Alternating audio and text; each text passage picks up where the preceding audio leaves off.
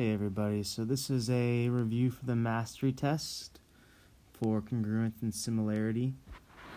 So with this one you really were looking at a lot of types of ratios, right? So being able to create that corresponding ratio, or at least a ratio that sets up a proportion, because similar triangles, which is this what mainly focuses on, similar triangles are proportional. So you have to be able to set up the ratios correctly. Then you also have to understand how those ratios work with perimeter, and then how those ratios work with area. So I'm going to go through about 5 or 6 different topics here, just to help you guys understand and get ready for that mastery test. So first things first is, if I look at this diagram right here, notice that those two triangles share a side. We call that reflexive side. And then they also have two pairs of congruent angles. Angles in the top corners are the same. The angles in the middle are the same. Now there's actually a way to show congruence, and that's angle, angle, side. So that's one way. We only really talked about ASA, SAS, and side, side, side. But angle, angle, side is also a way to tell that triangles are congruent. So if I read these two triangles, it goes angle, angle, reflexive side. Angle, angle, reflexive side. So those two triangles are actually congruent. Now, if they're congruent via AAS, that means all the other corresponding parts are congruent. So that means that this side is congruent to this side. This side is congruent to this side. And then that means that these angles are also the same as well. So that's very important for one of your questions on the mastery test. Up next, we have similar figures and perimeter ratio. So let's say that we have the perimeter of triangle ABC is 20. And then we're going to dilate that triangle by a scale factor of 2. So imagine that one of the sides of AB is 6, right? So when I dilate a side length of 6 by 2, that becomes 12, right? You're just multiplying it by 2, right? So that means the ratio would be 6 over 12, right? The side on the left, which corresponds to the side on the right, would be 6 over 12, or 6 to 12. Now, that scale factor does the same thing with perimeter. So when you change a side by a scale factor of k equals 2, you do the same thing with the perimeter. So if my perimeter of my triangle is 20, and I dilate that triangle by a scale factor of 2, then all that happens is my perimeter will double as well. That's it.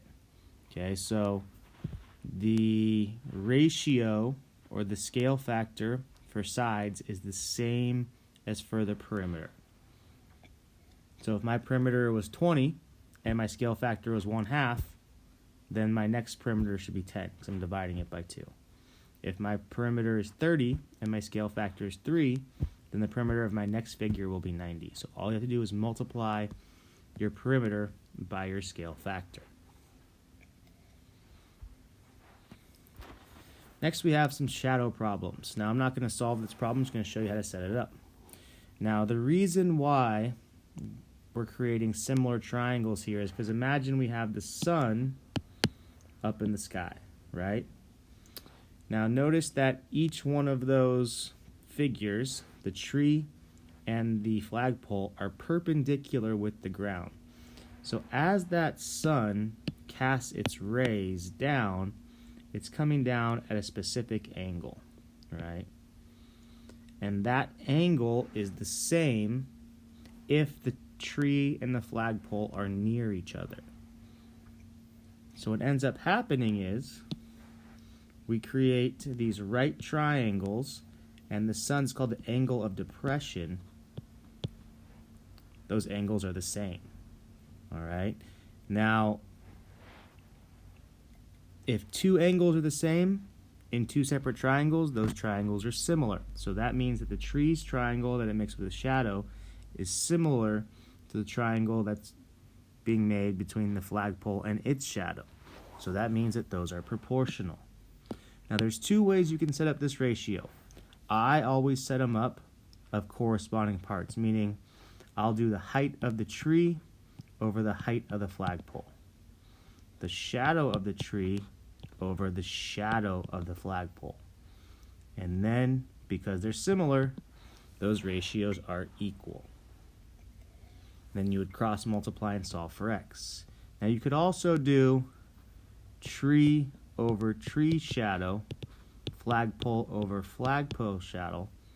Notice when I cross multiply, I'm still multiplying the same things together.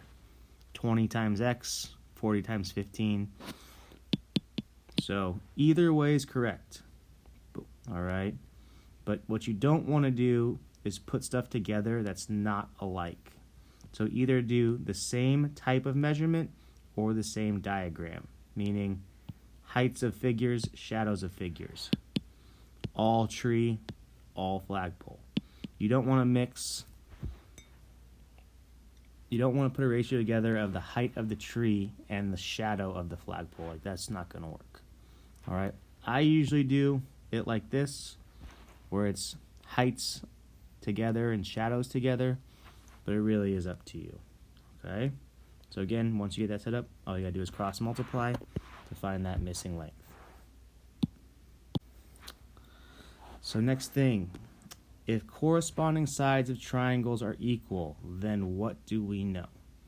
Well, if corresponding sides are all equal, that means that those two triangles be congruent via side, side, side.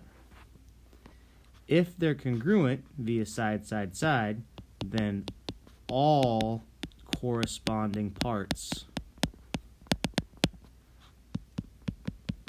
are congruent, right?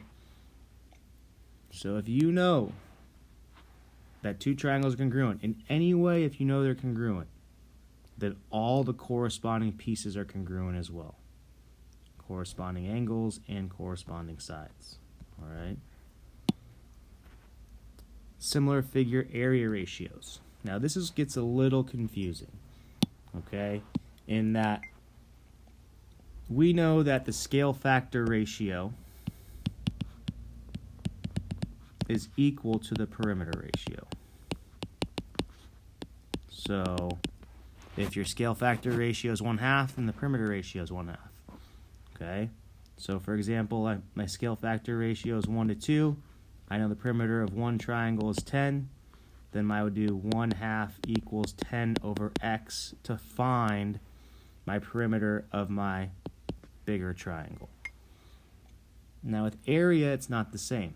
Okay? You have to change it up a little bit. The square of your scale factor ratio equals your area ratio. So if I did that same problem, all right, I would have to do, so if my scale factor ratio is 1/2, okay, and I know that the area of one of my triangles is 10, I have to square this whole thing. 1/2 squared, the square gets distributed to the top and to the bottom. So that's 1 squared is 1, 2 squared is 4, so it'll be 1/4 equals 10 over x. So that means the area of my other figure would be 40. Notice it's not double. Like if you just did 10 times 2, that would be incorrect. Okay, it's the scale factor ratio squared equals the area ratio.